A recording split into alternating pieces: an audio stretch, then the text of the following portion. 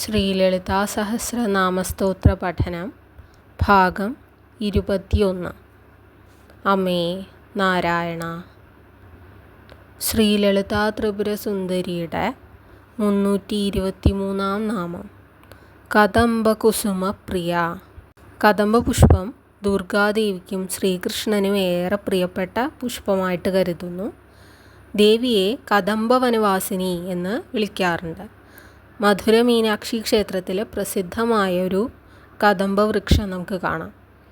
ലളിതാ ത്രിപുരസുന്ദരി ചെവിക്ക് മുകളിലായി കദംബപുഷ്പങ്ങൾ ചാർത്തിയിരിക്കുന്നതായിട്ട് നമ്മൾ ലളിതാ സഹസ്രനാമ പഠനം ആരംഭിച്ച സമയത്ത് പറയേണ്ടായിട്ടുണ്ട്. കദംബവൃക്ഷത്തിൽ വസിക്കുന്നതിനാൽ ദേവിയെ കാദംബരി എന്നും വിളിക്കുന്നു. കാദംബരി എന്നാൽ സരസ്വതീ ദേവിയാണ്. കദംബവനത്തിൽ വസിക്കുന്ന ഒരു കുയിലിനെ പോലെയാണ് ദേവി എന്ന അർത്ഥത്തിൽ ദേവിയെ കാദംബരി എന്ന് വിളിക്കാറുണ്ട്. ശ്രീകൃഷ്ണൻ്റെ പല ലീലകളും കദംബവനത്തിൽ വെച്ചാണ് നടന്നത് എന്നാണ് ഭാഗവത പുരാണത്തിൽ പറയുന്നത്. ശ്രീകൃഷ്ണൻ വസ്ത്രാപഹരണത്തിന് ശേഷം കദംബ വൃക്ഷത്തിലാണ് ഇത്ര ഒളിച്ചത്. ഈ വിധം കദംബ പുഷ്പത്തെപ്പറ്റിയും കദംബവനത്തെപ്പറ്റിയെല്ലാം പുരാണങ്ങളിൽ ഏറെ പരാമർശങ്ങളുണ്ട്. ഇപ്രകാരമുള്ള കദംബപുഷ്പങ്ങൾ ശ്രീലളിതാ ത്രിപുരസുന്ദരിക്ക് ഏറെ പ്രിയമത്രേ. അതിനാൽ ദേവിയെ കദംബ കുസുമപ്രിയ എന്ന് വിളിക്കുന്നു. നാമം 324. കല്യാണി. കല്യമെന്നാൽ ഐശ്വര്യം, മംഗളം എന്നൊക്കെ അർത്ഥം. മംഗളദായിനി, മംഗളരൂപിണി അല്ലെങ്കിൽ ഐശ്വര്യം നിറഞ്ഞവൾ എന്ന അർത്ഥത്തിൽ ദേവിയെ കല്യാണി എന്ന് വിളിക്കുന്നു. നാമം 325. ജഗതീകന്ത. ജഗത്താകുന്ന, ഈ പ്രപഞ്ചമാകുന്ന രത്നം ധരിച്ചവൾ എന്നർത്ഥത്തിൽ ശ്രീലളിതാ ത്രിപുരസുന്ദരിയെ ജഗതീകന്ത എന്ന് വിളിക്കുന്നു. ജഗത്താകുന്ന വിത്ത് വഹിക്കുന്നവൾ, ജഗന്മാത എന്ന അർത്ഥത്തിലും ദേവിയെ ജഗതീകന്ത എന്ന് വിളിക്കുന്നതായി കാണാം. 326 നാമം. കരുണാരസസാഗര. ഭാരതീയ ചിന്തയിൽ പരമോന്നതമായ ഒരു ഭാവമാണ് കരുണ അഥവാ അനുകമ്പ, സഹാനുഭൂതി എന്നൊക്കെ പറയുന്നത്. ശ്രീ ലളിതാംബികാദേവി കാരുണ്യത്തിൻ്റെ ഒരു സാഗരം തന്നെയാണ്, ഒരു സമുദ്രം തന്നെയാണ് എന്ന് പറയുന്നു. ഭക്തൻ്റെ വേദനകളിൽ ഒരമ്മ കുഞ്ഞിനെ എന്ന പോലെ ഭക്തനെ സംരക്ഷിക്കുന്നവളാകുന്നു ദേവി ലളിതാ ത്രിപുരസുന്ദരി. അപ്പോൾ എന്ത് ദുഃഖങ്ങളുണ്ടെങ്കിലും, എന്തൊക്കെ മാനസിക വിഷമങ്ങൾ നിങ്ങളെ അലട്ടുന്നുണ്ടെങ്കിലും ദേവിയെ നന്നായി ഭജിക്കുക. നാമം 327. കലാവതി. 64 കലകൾക്കും അധിപതിയാണ് ദേവി എന്ന് നമ്മൾ പറയേണ്ടായി. 64 കാമകലകൾ ഏതൊക്കെയാണ് എന്നും ചർച്ച ചെയ്യേണ്ടായി. ആ കലകളുടെ അധിപതി എന്ന അർത്ഥത്തിൽ ദേവിയെ കലാവതി എന്ന് വിളിക്കുന്നു. അല്ലെങ്കിൽ തലയിൽ ചന്ദ്രക്കല ചൂടിയവൾ എന്ന അർത്ഥത്തിലും കലാവതി എന്ന നാമം ദേവിക്ക് നൽകിയിട്ടുണ്ട്. 328 നാമം.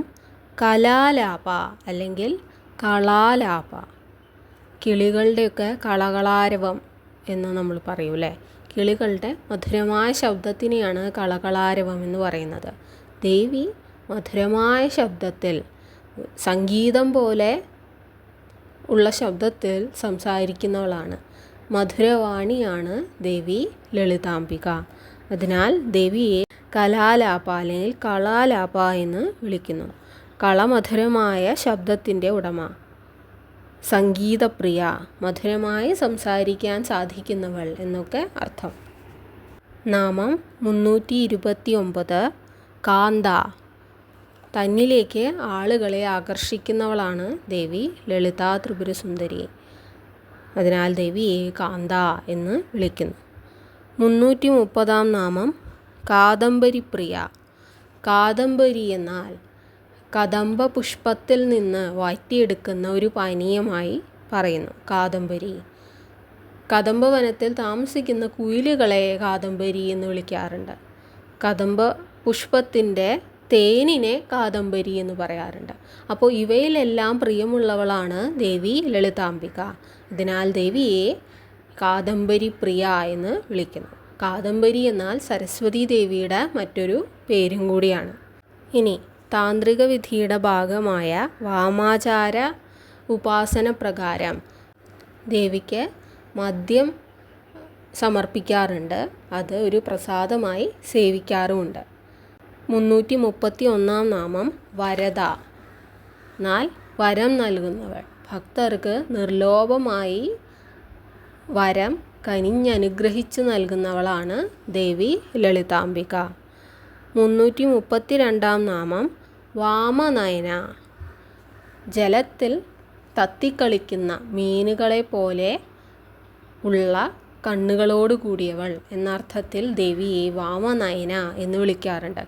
അതിമനോഹരമായ കണ്ണുകളോട് കൂടിയവൾ വാമനയന. ഇനി വാമാചാരം. വാമാചാര തൽപര എന്നർത്ഥത്തിലും വാമനയന എന്ന് വിളിക്കുന്നതായി കാണാം.